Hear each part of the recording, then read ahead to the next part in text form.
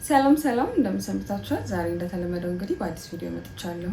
የዛሬው ቪዲዮአችን ትኩረት የሚያደርገው የሴቶች የንጽህና መጠበቂያዎች ላይ ነው ማለት ነው። ከሴቶች የንጽህና መጠበቂያዎች ጋር ተያይዞ ከአጠቃቀማችን ከምንመርጣቸው የሴት ንጽህና መጠበቂያዎች ጋር ተያይዞ የሚመጡ የተለያዩ ልናስተካክላቸውና ልናስተካክላቸው ማንችላቸው የተለያዩ ኮምፕሊኬሽኖች ወይንም ደግሞ ችግሮች አሉ ማለት ነው። እነዚህ የጤና ችግሮች ወይ ከንጽህና መጠበቂያ ተያይዘው የሚመጡ የጤና ችግሮች ምንድን ናቸው? እንዴት ነው እነዚህ ነገሮች መከላከል የምንችለው? እንዴት ነው መጠቀም ያለብን? እንዴት ነው መምረጥ ያለብን የሚለውን በደንብ በዚህ ቪዲዮ ላይ ለማስረዳት ሞክራለሁ ማለት ነው። ከቪዲዮ ጋር አብራችን ቆዩ። እንግዲህ ሁላችንም እንደምናውቀው የሴት ልጅ የንጽህና መጠበቂያ ሴት ልጅ የወር አበባ ላይ በምትሆንበት ሰዓት ንጽህናዋን ለመጠበቅ እንዲሁም ደግሞ በቀኗ ውስጥ ልታደርጋቸው የምትችላቸው ነገሮች ትምህርት ቤት መሄድ ሊሆን ይችላል፣ ስራ መሄድ ሊሆን ይችላል፣ ቤት ውስጥ ስራ መስራት ሊሆን ይችላል። በአግባቡ ያ ነገር ሳያግዳት እንድታደርግ የሚያግዛት ነገር ነው። ስለዚህ እነዚህ የንጽህና መጠበቂያዎች ሲዘጋጁ የተለያየ አይነት አላቸው። አንዳንዶቹ ሽታ ያላቸው ሊሆን ይችላል፣ ሌሎቹ ደግሞ ብዙም ሽታ የሌላቸው ይሆናሉ። ብሪዘብል ወይም ደግሞ አየር ማስገባት ማስወጣት የሚችሉ ሊሆን ይችላሉ። ሌሎች አይነቶች ደግሞ ብሪዘብል የምንላቸው ላይሆኑ ይችላሉ ማለት ነው። ሌላው ደግሞ የወር አበባ ንጽህና መጠበቂያ በምንጠቀምበት ጊዜ ምን ያህል ነው አንዱ ፓድ ምን ያህል ነው ሰውነታችን ላይ መቆየት ያለበት የሚለውም ሌላ ልናስበው የሚገባ ነገር ነው ማለት ነው። ምክንያቱም ከእነዚህ ንጽህና መጠበቂያዎች ጋር ተያይዞ አሁን ላይ በጣም ብዙ ሴቶች የመውለድ ጊዜያቸው በሚደርስበት ሰዓት መውለድ ያቃታቸው ወይም ደግሞ በተለያየ ጊዜ ቶሎ ኢንፌክሽን ተከስቶ ያ ኢንፌክሽን ባመጣው ስካር ፎርሜሽን ወይም ደግሞ ጠባሳ ምክንያት ቶሎ መጨናገፎች እየተከሰተባቸው እናያለን ማለት ነው። ያም ሆኖ ግን በጤናውም ዘርፍ ሊሆን ይችላል፣ በአድቮኬሲውም ዘርፍ ይህን ነገር በደንብ አዌርነስ አልሰጠንበትም ማለት ነው።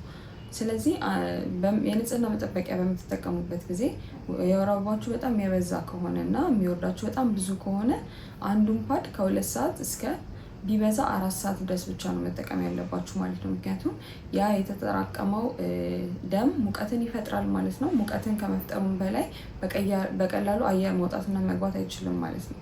ያ በሚሆንበት ሰዓት ባክቴሪያ በቀላሉ ቦታው ላይ እንዲራባ ባክቴሪያ ስለሚያደርግ በዛች ፍጥነት ውስጥ የባክቴሪያል ኢንፌክሽን እንዲከሰትና የሴት ልጅ የመራቢያ አካል ደግሞ እንደምናውቀው በጣም ክፍት ነው ማለት ነው። ስፔሻሊ ደግሞ የወር አበባ ላይ በምንሆንበት ሰዓት። ስለዚህ በቀላሉ ከፓዱ ተነስቶ ወይም ሙቀት ካለበት ቦታ ላይ ተነስቶ ወደ ላይ ወደ መሄድ ወደ ማህፀኗ ይሄ ፋሎፒያን ቲዩብ የምንለው ወይም ደግሞ እንቁላል የሚያልፍበትን ትቦ ጭምር ኢንፌክሽን እንዲከሰት በማድረግ ኢንፌክሽን ቶሎ በተደጋጋሚ የሚከሰት ከሆነ አንድ ሰው የሆነ ቁስል ሲወጣበት ቁስሉ ሲድን ጠባሳ ይተዋል አይደለ? ኢንፌክሽንም እንደዛ ነው።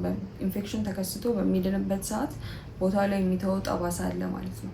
ያ ጠባሳ ወደፊት ልጅ መውለድ በምትፈልጉበት ጊዜ በጣም በተደጋጋሚ የተከሰተ ጠባሳ ከሆነ በተደጋጋሚ ኢንፌክሽን አጥቅቷችሁ ከሆነ እና ምናልባትም ወዲያውኑ የሕክምና እገዛ አግኝታችሁ ካልሆነ እርግዝና በሚከሰትበት ሰዓት ወዲያውኑ መጨናገፍ ወይም ደግሞ መውረድ የምንለው ነገር እንዲከሰት ያደርጋል። ከዛ አልፎ ደግሞ ይሄ የማህፀን ቲዩብ ይሄ ፋሎፒያን ቲዩብ የምንለው ላይ ከሆነ ወይም ደግሞ እንቁላል ከእንቁሊጢ ወደ ማህፀናችን እንዲሄድ የሚያደርገው ትቦ ላይ ከሆነ ይሄ ኢንፌክሽን እየተፈጠረ የነበረውና ጠባሳው ሲድን እነዚህን ትቦች አጣብቆ ከያዛቸው፣ ምክንያቱም ጠባሳው በሚድንበት ሰዓት ከላይና ከታች ላይ ከሆነ የነበረው ጠባሳው ምናልባት በሚድንበት ሰዓት ራሱ ቁስሉ ሊጠበቅ ይችላል ማለት ነው እና ይሄ ትቦ ተዘጋ ማለት ነው። ስለዚህ እንቁላል ከእንቁሊጢ ወደ ማህፀናችሁ መሄድ አይችልም ማለት ነው። አሁን እዚህ ጋር እንደሚታዩት ኖርማሊ በተፈጥሮ እንቁላል ከእንቁሊጢ ወጥቶ ወደ ማህፀናችን ይሄዳል። እንደዛ ነው እርግዝና የሚፈጠረው። እንቁላሉ ግን ወደ ማህፀናችን መግባት ካልቻለ የተረገዘው ወይም ደግሞ የፈርቲላይዝድ የሆነው ኤግ ትራቭል ማድረግ አይችልም ወይም ማደግ ወደሚችልበት ቦታ መሄድ አይችልም ማለት ነው። ያ አንደኛ ከማህፀን ውጭ የሆነ እርግዝና እንዲከሰት ያደርግባቸዋል ማለት ነው። ሁለተኛ ደግሞ እንቁላል በራሱ ትራቭል እንዳያደርግ ስለሚያደርግ እርግዝና የመከሰት ቻንሱንም ይቀንሰዋል ማለት ነው። ስለዚህ ይሄ ከኢንፌክሽን ጋር ተያይዞ ይሄ ከንጽህና መጠበቂያ አጠቃቀም ጋር ተያይዞ የሚመጣ ከኢንፌክሽን ጋር ተያይዞ የሚመጣ አንድ ችግር ነው ማለት ነው። ሌላው መካከለኛ አይነት የምንለው ከሆነ የሚወርዳችሁ ከ4 ሰዓት እስከ 6 ሰዓት ድረስ መተው ትችላላችሁ፣ አንድ የተጠቀማችሁበትን ፓድ ማለት ነው።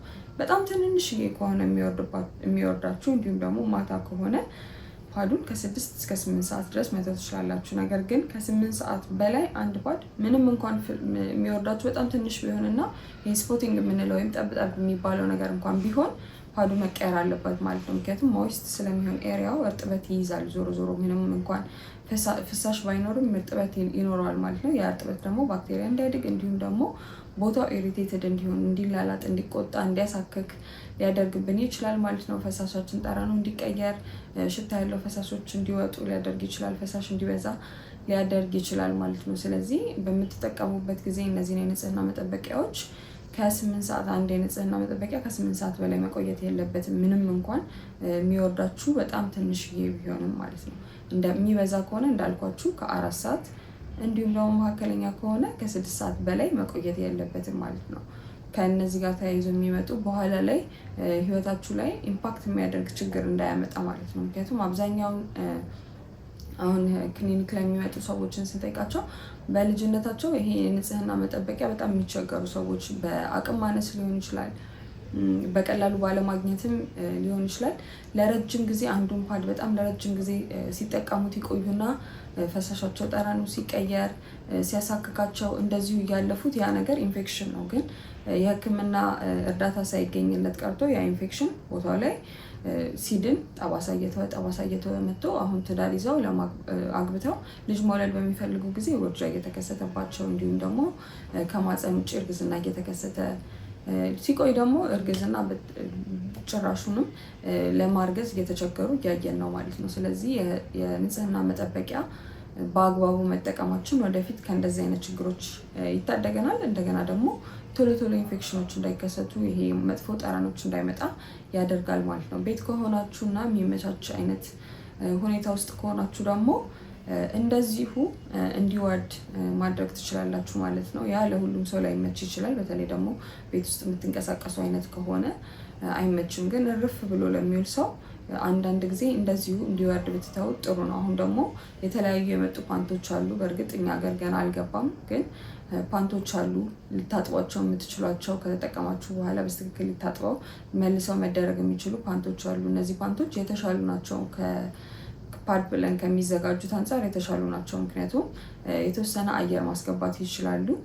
ማቴሪያሉ ከኬሚካል ነፃ የሆነ ነው ማለት ነው። ስለዚህ እነዛን እንደ ኦልተርኔቲቭ መጠቀም በምትገዙበት ፓድ በምትመጡበት ሰዓት ሁልጊዜም ኦፕት ፎር ብሪዘብል የምንለው ወይንም ደግሞ አየርን ማስወጣት ማስገባት የሚችሉ የሚባሉትን አይነት ፓዶችን ሞር ምረጧቸው። ብሪዘብል ከሆነ አትሊስት የተወሰነ ያህል አየር መውጣትና መግባት ስለሚችል ያ ቦታ ምቅ ብሎ ባክቴሪያ እንዲያድግ አያመቻቸውም ማለት ነው። ከዛ ባለፈ በጣም ኦቨርሊ ሴንትድ የሆኑ ወይም ፍራግናንስ የሆኑ ሽታ በጣም ያላቸውን ፓዶችን አለመጠቀም። ምክንያቱም ያ ቦታ በጣም ሴንሲቲቭ ነው። እንደገና ደግሞ የራሱ የሆነ ፒኤች አለው። ስለዚህ ሽታ በሚኖርበት ሰዓት ወይም ፍራግናንስ በሚኖርበት ሰዓት አንደኛ ፒኤቻችንን ዲስታርብ ያደርገዋል ማለት ነው፣ የቦታውን ፒኤች። ያ ደግሞ አንደኛ ላይ ኢንፌክሽን ይደረገናል፣ ሁለተኛ አለው ቦታው እንዲቆጣ ያደርጋል ማለት ነው። ስለዚህ በጣም ብዙ ሽታ የሌላቸውን ማይልድሊ ሴንትድ የሆኑ ፓዶችን ተጠቀሙ ማለት ነው።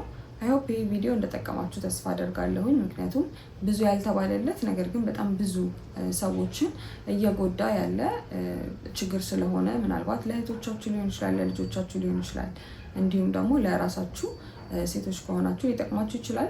ወንዶች ከሆናችሁ ቪዲዮን እያያችሁ ያላችሁት ለእህቶቻችሁ፣ ለባለቤቶቻችሁ እንዲሁም ለእናቶቻችሁ ይህንን ነገር ማስተላለፍ ትችላላችሁ ማለት ነው። ምክንያቱም በአግባቡ ስንጠቀም ከተያይዘው ሊመጡ የሚችሉ የጎንዮሽ ጉዳቶችን፣ አላስፈላጊ የሆኑ ጎንዮሽ ጉዳቶችን መከላከል ስለምንችል ማለት ነው። ስለዚህ የዛሬ ቪዲዮችን ይህን ይመስል ነበረ። ጥያቄ ካላችሁ እንደተለመደው ኮሜንት ሴክሽኑ ላይ አስቀምጡልኝ። በተቻለ መጠን ለመመለስ ሞክራለሁ። ቀጣይ እስከምንገናኝ ድረስ ባይ።